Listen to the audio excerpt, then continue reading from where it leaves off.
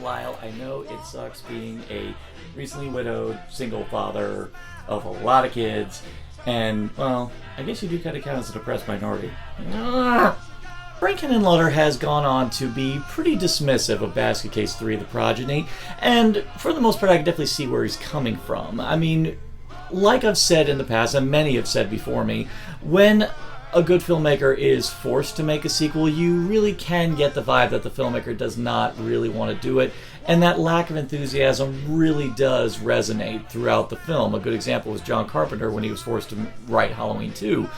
And Frank Henenlotter, you really got the feeling that the producers wanted him to just make this movie, and he didn't really have a story that he felt passionate about, and just decided to throw everything at the wall in the hopes that it sticks.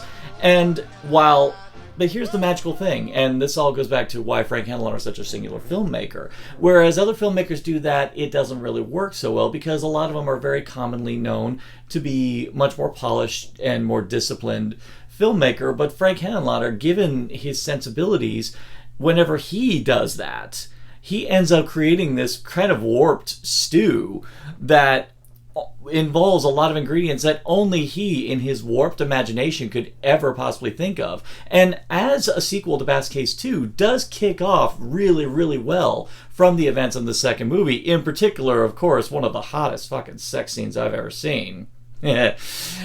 Well, of course, as a result, Belial now becomes a father, and you're seeing the results of that. But the thing is, because it does carry on from the first film, we actually do get a lot of sublime continuations, not just of Belial's story, but of the story with Granny Ruth and all the unique individuals. And you actually do feel very invested in not just Belial's story, but all of their stories. And there is a kind of warped sense of triumph with the resolution, because all the individuals all decide that now's the time, we really can't stop hiding anymore. We are here, we're alive, and we are just as important of beings on this planet as anyone else, and it's time we get acknowledged. So there's something oddly beautiful in this story, and there's even moments where I actually got a little misty-eyed. I won't tell you what, though.